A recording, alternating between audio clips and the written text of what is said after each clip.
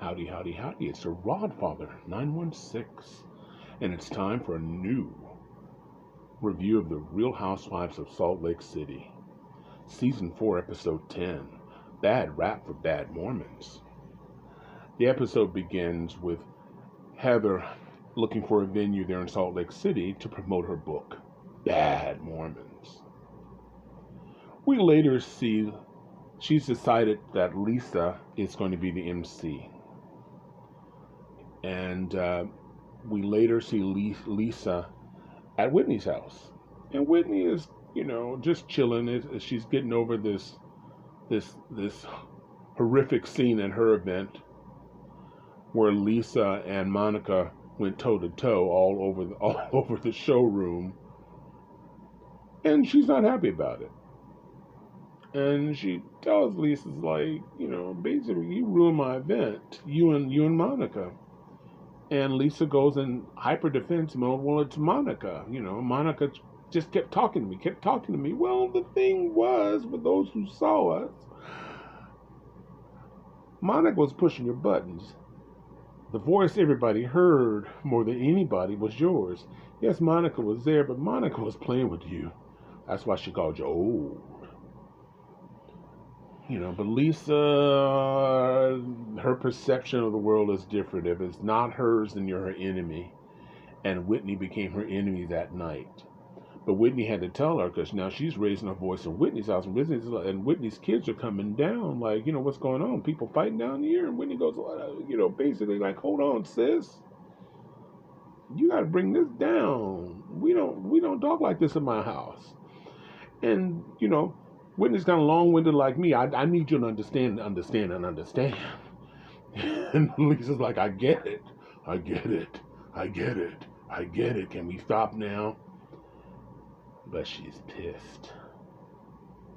She's pissed because Whitney didn't take her side. And Whitney didn't care. So we find ourselves, excuse me for a second.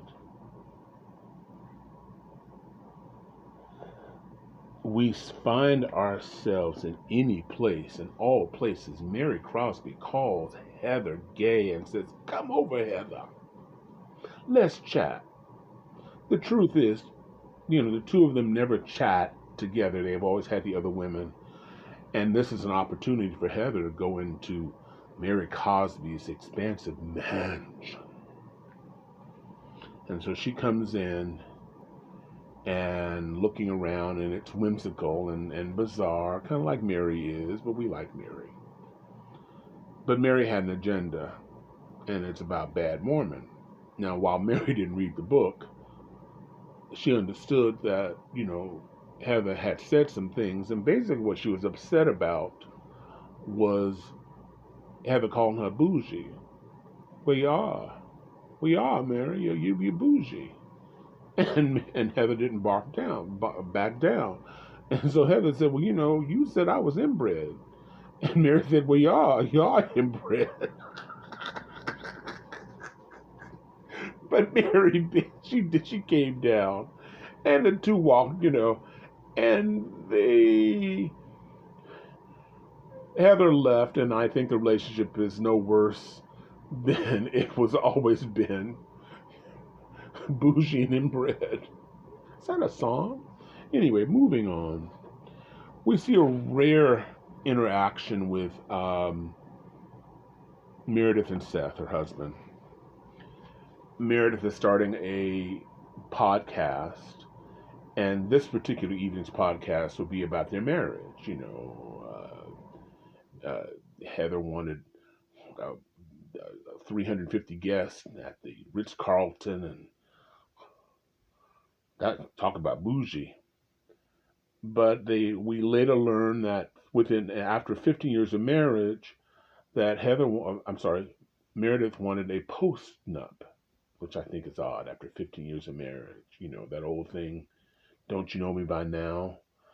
But apparently, because Seth had relocated them to Utah from the Midwest and wasn't interacting with the family, she didn't know what was going on, and she was afraid that if the marriage ended, she would lose custody of the kids. So it wasn't a money issue. It was about she wanted her kids. And Seth admitted that, he um, wasn't really in the kids' lives. The homework, he made the money, and the homework and all that stuff, that fell on mama. And he admitted he was wrong for that, and he got quite emotional. And this would have been really good, except they may not have taped it, these raw emotions. So it's a little insight we see into their lives. Meanwhile, we see Linda, Monica's mother, drive up to Linda's house. And the kids are all in the front room, and Monica goes, "Don't let her in. I'm going to go out and talk to her." And Linda comes out of the house, and she has little gifts for the kids, and Monica basically saying, "What do you want?" And she goes, "I just want to apologize and things, because it seems every time they have a fight, Mama takes the Range Rover, which Monica's paying for it, but it's in Mama's name because Linda got bad credit. So she takes, even though Monica has 4 cars, Mama takes the car." And so Lisa's not feeling it, and the kids are sort of on Mama's side, because they bring the dysfunction to dysfunction. I've never seen anything quite like this, and we're talking about generational dysfunction.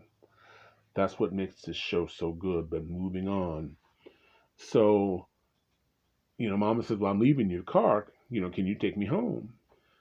And Monica says, "Well, it's a nice day out here. You don't live that far. You can walk." She goes, "Wait. Can my granddaughter take me home?" She goes, "No, you can walk." And guess what? That woman walks like, you made your mama walk. Yes, I did, she said, basically. Meanwhile, okay, it's time for the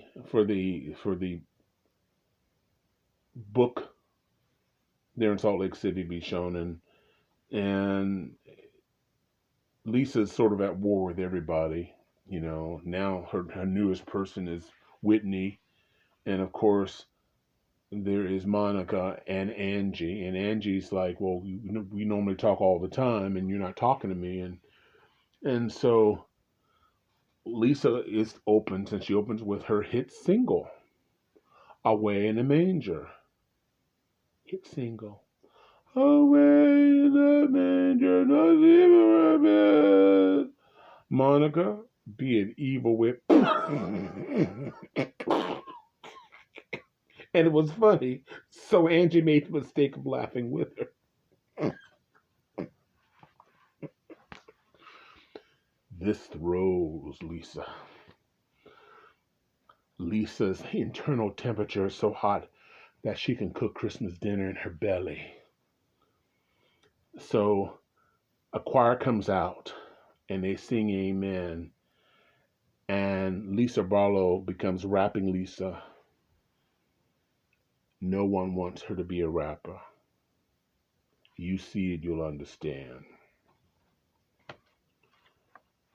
She's pissed. Everybody's there except Mary. We learn a lot from Heather about her relationship and commitment, and it says a lot about why she's struggling today, because her whole life was Mormonism, and I think there's a part of her that misses it. But we learn people are just mad, from the sound bar. Monica's just being nasty, Monica, just because I can, and but Lisa's on fire. And in a later meeting with Lisa and Angie, we learn that Lisa's kind of right. Monica's playing both sides. Monica's telling Lisa that, I really don't like Monica. I'm sorry. Angie is telling Lisa that I really don't like Monica.